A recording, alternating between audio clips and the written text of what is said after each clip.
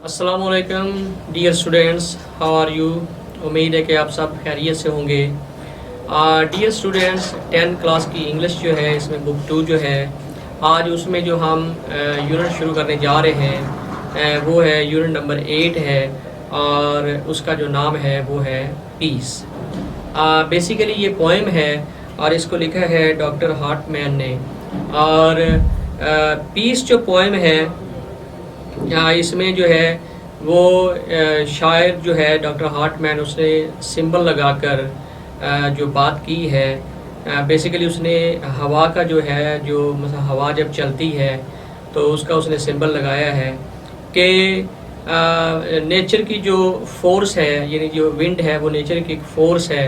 तो जब ये तेज़ चल रही होती है तो फिर ये स्टॉर्म, यानी जब गुस्से में, नेचर जब गुस्से में आ, बताना वो ये चाह रहा है कि व्हेन नेचर गेट्स एंग्री, जब फितरत जो है वो गुस्से में आ जाती है तो उस वक़्त ये चीज़ों को तबाह करना शुरू कर देती है और चीज़ों को तोड़ना शुरू कर देती है, उनको स्पिन करना, घुमाना शुरू कर देती है। ठीक है, और इसके रास्ते में जो भी आता है उसको तबाह व बर्बाद जो है वो कर देती है। लेकिन ये जो है, ये विंड जो है, इसकी जो नेचर है, ये कभी कभी ठीक है, नेचर जो है ना गुस्से में आ जाती है, टेम्परामेंट लूज़ कर देती है। लेकिन जो ऑब्जेक्ट ऑफ नेचर है उनका जो टेम्परामेंट जो होता है वो मोस्टली जो होता है वो पीस का होता है, पीसफुल होता है। तो जब हवा तेज़ चलती है, तूफ़ान आता है, तो उस वक्त ये गुस्से में होती है और रास्ते में आने वाली हर चीज़ को तबाह व बर्बाद कर देती है। और जब ये मसलन पीसफुल होती है, जब ये सरगोशियाँ कर रही होती है, नगमा सहरा होती है, तो यही जो विंड है, यही जो हवा है, ये कानों में फिर रस घोलती है, मौसीकियत पैदा करती है और इंसान को जो है वो सूद करती है, उसको सुकून बख्शती है। तो ये उसने तकरीबन, इसमें 2 स्टैंजा हैं और इसमें जो नेचर के 2 एस्पेक्ट्स हैं, 2 एस्पेक्ट्स ऑफ नेचर। ठीक है ना, एक है डिस्ट्रक्टिव एस्पेक्ट, उसको बयान किया है फर्स्ट स्टैंजा के अंदर, और दूसरा जो है वो कंस्ट्रक्टिव एस्पेक्ट होता है। यानी एक पहले स्टैंजा में उसमें नेचर की जो पॉजिटिव साइड है उसको डिस्कस किया है, और दूसरे में जो उसने है जो पहला हिस्सा है उसमें जो उसने नेगेटिव साइड है उसको डिस्कस किया है, और दूसरे में जो उसका पॉजिटिव, ठीक है ना, यानी इसका जो मकसद है, जो पीस है, उस वाले हिस्से को उसने टच किया है, डिस्कस किया है। तो शुरू करते हैं इसकी ट्रांसलेशन। तो इसके जो डिफ़िकल्ट वर्ड्स हैं वो मैं पहले आपके सामने लिखता हूँ और उसके बाद जो है ये फिर इसको जो है हम ट्रांसलेट करेंगे और आगे की तरफ हम बढ़ेंगे। तो शुरू करते हैं जी आज का ये जो हमारा लेसन है, लेसन नंबर 8, जिसका नाम है जी पीस। जी इसमें जो डिफ़िकल्ट वर्ड्स हैं, रोरिंग,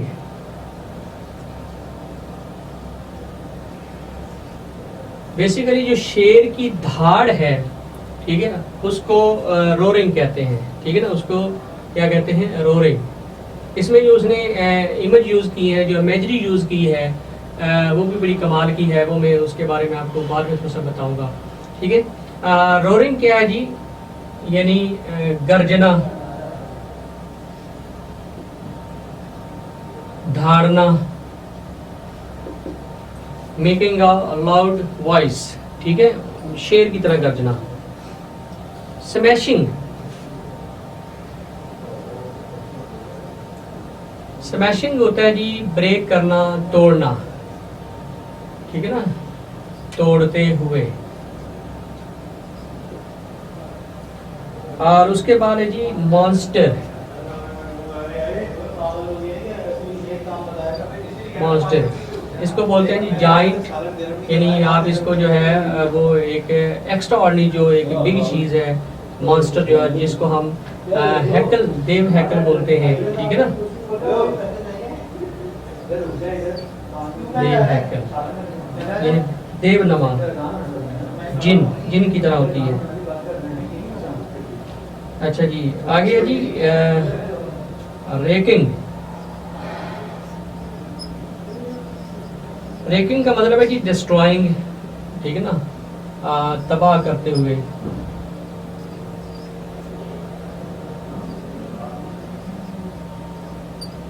ठीक है जी, और उसके बाद है जी वैली, तो वादी होती है, वेल भी वादी होती है,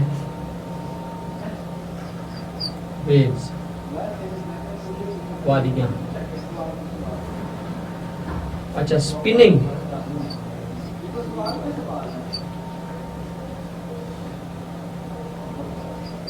स्पिनिंग ये होता है कि इस चीज को वर्ल करना, घुमाना, ठीक है ना, स्पिन करना, चरखा काटना, लेकिन यहाँ इसका मतलब होगा घुमाते हुए।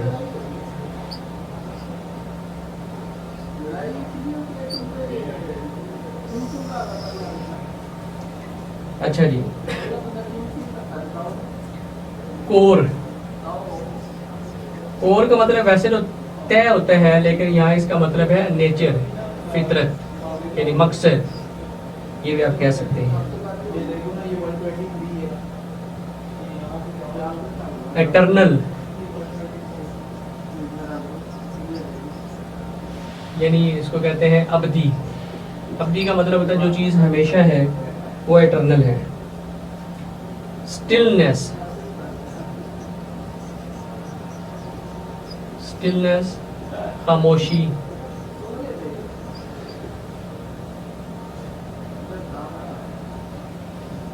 विस्पर्स,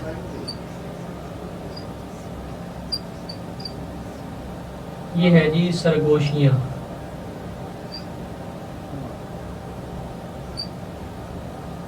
अच्छा जी, फार अवे,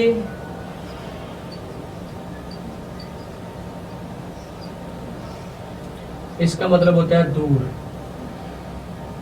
और अनइम्पॉर्टेंट जो है वो गैर अहम।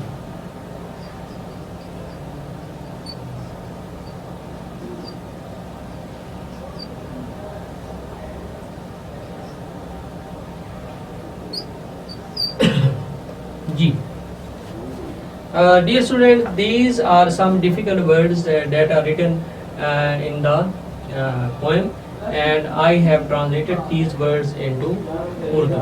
मैंने इसको उर्दू में ट्रांसलेट करके आपके सामने लिखा है, in order to make you understand the poem well, ताकि आप इसको अच्छे तरीके से समझ सकें। तो ये आपके सामने जो है ये जी, तो ये आपके सामने जो है ये डिफ़िकल्ट जो वर्ड्स हैं इनको मैंने लिख लिए हैं, एक्सप्लेन कर दी है। अब शुरू करते हैं इस पोएम को, ठीक है, इसको ट्रांसलेट में कर देता हूँ।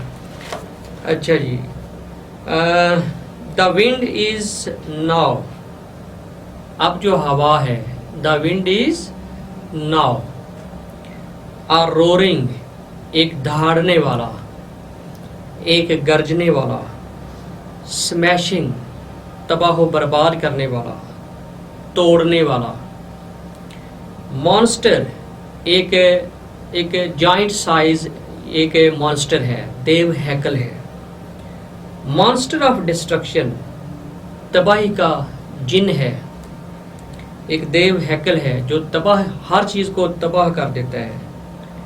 यानी अब जो है वो विंड जो है that has lost its temperament, अब वो गुस्से में है।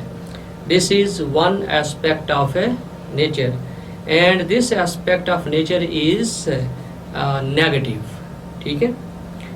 अब जो हवा है वो एक दहाड़ने वाला, तोड़ने वाला, तबाही का देव हैकल है, जिन है, रेकिंग ऑल मैन्स वर्क, और ये तोड़ता है, ये तबाह बर्बाद करता है, डिस्ट्रॉय करता है, ऑल मैन्स वर्क, यानी इंसान के कामों को, इंसान ने जो भी काम किया है, जो भी चीज़ें बनाई हैं, वो दरख्त हैं उसने लगाए हुए हैं, बिल्डिंग्स हैं, कोई बागीचे उसने बनाए हुए हैं, ठीक है ना, सड़कें बनाई हुई हैं, जो भी है, जो इंसान का काम है उसको ये तबाह बर्बाद कर देता है। ये जो हवा का देव हैकल बेकाबू एक जिन है जो तबाही की एक अलामत है, और ये जहाँ से भी गुजरता है ये धाड़ते हुए, गरजते हुए, और अपने रास्ते में आने वाली वो तमाम चीज़ जिनको इंसान ने बनाया है उनको तबाह बर्बाद करते हुए आगे गुजर जाता है। Raking all man's work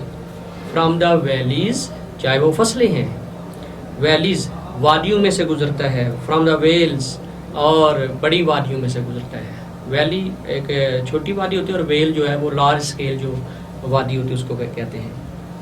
and sense them spinning, और इतनी पावर इसमें आ जाती है, इतना ये जो मॉन्स्टर है ये स्ट्रॉन्ग हो जाता है कि ये चीज़ों को अपने अंदर स्पिन करना शुरू कर देता है। मसलन ये जब टॉर्नेडो बनते हैं, जब हरिकेन आते हैं, तो टॉर्नेडो के अंदर जो भी चीज़ आती है वो स्पिनिंग करना शुरू कर देती है, ठीक है, यानी वो उसको घुमाना शुरू कर देता है।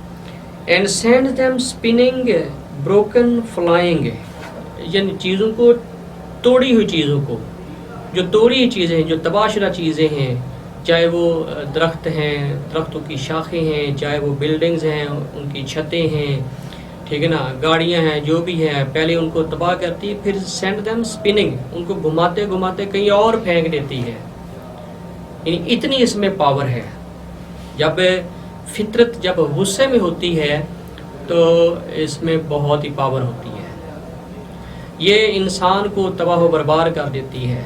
ये इंसान जो है उसको मौत की तरफ ले जाती है, मौत तकसीम कर देती है, ठीक है। जब तूफ़ान आते हैं, जब अर्थक्वेक्स आते हैं, तो उस वक्त जो है वो फितरत गुस्से में होती है। जो नेचर है वो इश्तियाल में होती है।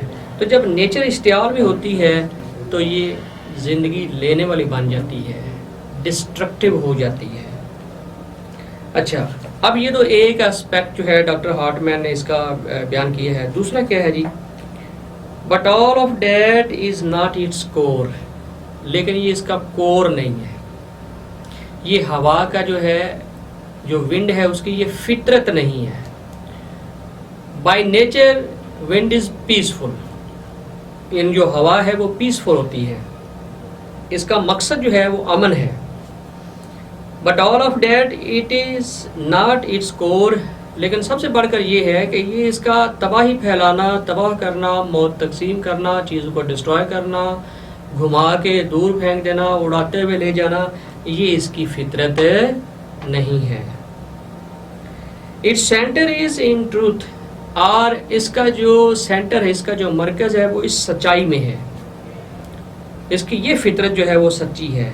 एटर्नल स्टिलनेस, यानी ये अबदी इसमें सुकून है, अबद से इसमें सुकून है। एटर्नल स्टिलनेस यानी मैक्सिमम टाइम जो है ये पीसफुल रहती है और हमेशा से ऐसे है।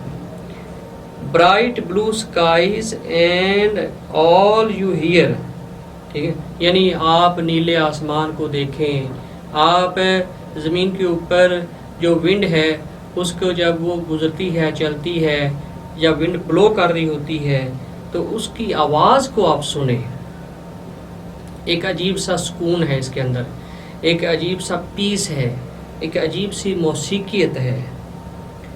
And all you hear are gentle whispers far away, और जो आप सुनते हो, आप ऐसे आसमान की तरफ देखें, आप जब बाहर निकल कर देखें, जिधर भी देखें, हमारे आसपास ये मौजूद है। हवा जो है हमारे आसपास मौजूद है, फार अवे, दूर भी मौजूद है, आसमान पे भी मौजूद है, इसकी मौजूदगी है। लेकिन इसकी फितरत क्या है? मैक्सिमम इट रिमेन्स पीसफुल, ये पीसफुल रहती है, ये अमन पसंद है, ठीक है ना। ये इसका मकसद है, ये इसकी फितरत है। तबाही या डिस्ट्रॉय करना ये इसकी फितरत नहीं है। वो तो कभी कभी ये आउट ऑफ कंट्रोल हो जाती है, फितरत जो है वो गुस्से में आ जाती है, तो फिर उसका वो रुख हमारे सामने आता है। वरना इसकी जो वजह शोहरत है वो अमन है, ये अमन की दाई है, अमन का पैगाम देती है, अमन फैलाती है। और gentle whispers far way and unimportant, ठीक है ना, अनइम्पॉर्टेंट। अब ये पीसफुल है, अब हमें इसका इतना एहसास नहीं है, लेकिन ये हमें ज़िंदगी दे रही है, ये हमें पीस कर रही है, पीसफुल कर रही है, ये हमें कंफर्ट दे रही है। लिहाजा हम कोई इतना इसकी तरफ तवज्जो नहीं दे रहे। लेकिन जब ये इश्तियाल में हो जाती है, जब हर चीज़ को डिस्ट्रॉय करना शुरू कर देती है, तो फिर एक अजीब सी जो है भागम भाग जो है वो शुरू हो जाती है। बहरहाल इस पोएम के अंदर जो है शायर ने, the poet has discussed two aspects of nature. One aspect is positive and the other aspect is negative. The positive aspect is that wind is very peaceful and it gives life to the human. It makes the life of the human. It distributes peace to the human. But when it becomes negative, it destroys everything. Whatever that comes in its way, it destroys and wreak all the human work. It destroys everything. ये हर चीज़ को जो है ये तबाह व बर्बाद कर देती है। तो ये जो टू एस्पेक्ट्स ऑफ नेचर हैं वो इसके अंदर जो है वो बयान किए गए हैं। अब मैंने शुरू में कहा था कि इमेजरी इसमें बड़ी अच्छी यूज़ की गई है। तो इमेजरी जो है वो बेसिकली फिगर ऑफ स्पीच होते हैं, यानी एक आप यूँ कह लें कि एक शायर जो है he tries to create some word picture create करता है, और उसमें ये होता है कि जो हमारे 5 सेंसेस हैं वो एक्टिव हो जाते हैं। मतलब ये है कि जो भी उसने चीज़ इस्तेमाल की है वो हमारे 5 सेंसेस को अपील कर रही होती है। तो इसमें जो विंड का जो चलना है, ठीक है ना, और उसकी जो विस्परिंग है, ठीक है, ये जो है ये बड़ी अच्छी एग्जांपल है इमेजरी की। यानी हम सुन भी रहे हैं और हमें ऐसे लगता है कि जैसे हम ये विंड को जो है उसके जो पॉजिटिव और नेगेटिव एस्पेक्ट है उसको हम विजुअलाइज भी कर रहे हैं। हमारी सुनने की, हमारी देखने की जो सेंसेस हैं वो काम कर रही हैं, ठीक है ना। तो ये उसने बड़ी अच्छी जो है इमेजरी जो है इसके अंदर जो है ना वो यूज़ की है। तो the poem is a masterpiece of art, ये लिटरेचर का एक मास्टरपीस है। तो उम्मीद है कि इसकी जो ट्रांसलेशन है वो आपको पसंद आई होगी। इजाज़त दीजिए, अल्लाह हाफ़िज़।